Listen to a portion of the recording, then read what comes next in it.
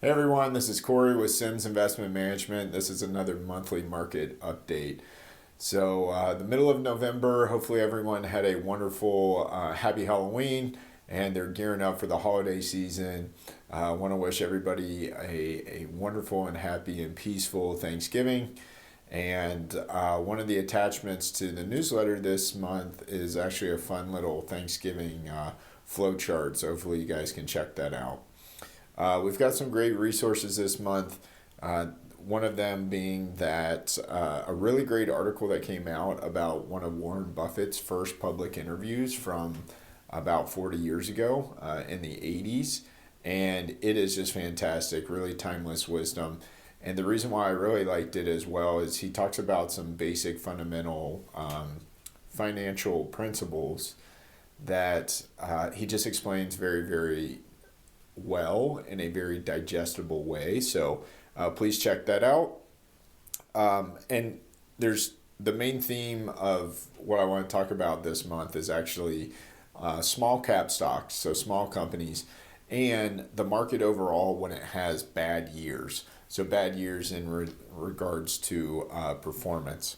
And so I think what's interesting is a lot of people don't realize that bad years for returns are great years for investing.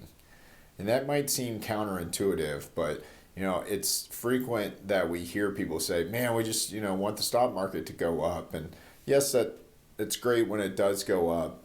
But if you are a net saver and you are putting money into your account each and every month or each year, it actually is counterintuitive, but the more the market goes up, the more expensive it is for you to keep buying shares into companies. So it's not necessarily a bad thing if the market has stayed kind of steady or flat, or even in those years when the returns are down. I know no one likes to see their account balances go down. It's usually not fun to open up your statement and see that your investments are now less in value.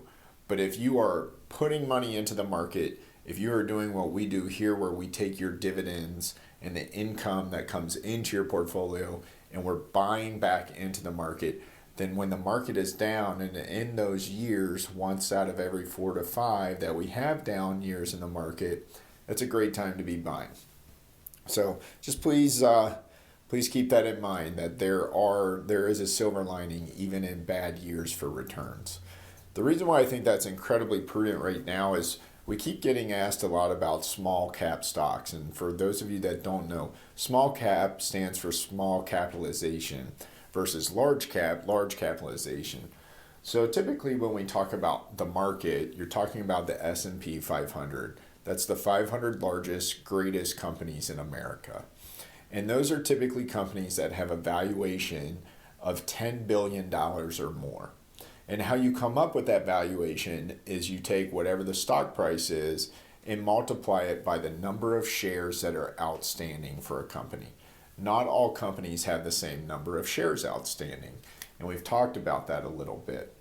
So small cap companies are typically companies valued at $2 billion in market cap or less. And small cap has really been taking it on the chin the past few years. Now, some people ask, why are we even investing in smaller companies? Well, it's prudent to have part of your investments based on your time horizon and your risk profile in smaller companies because over the long run, they typically outperform and do better than the large companies. And that should intuitively make sense. Smaller companies have more risk than larger companies, and so over time, they should get you a higher return. Risk, greater return. And so I just would ask clients to keep a longer term focus, even though small caps are not performing very well this year from a return standpoint.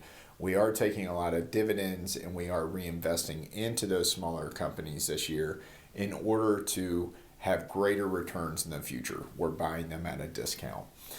And to put an exclamation point on this, small cap can really shoot out of a cannon. Okay, it can take off and it can run like a scared dog for a very long time. And we saw that from like 2000 to 2013 when small cap stocks actually doubled the performance of large companies. Large companies didn't perform very well from like 2000 to 2010, and small companies, especially in the technology space, did quite well. So just keep that in mind. We've got to zoom out the lens and have a little bit of a longer term focus. Bad years for performance can be good years for investing, and there's a reason why we continue to own small cap stocks, because over the long run we should expect a greater rate of return from those. That's all I have for this month. I really hope you have a wonderful Thanksgiving. If this video would help anybody that you know, I hope you forward it along. And we'll talk to you next month. Thank you.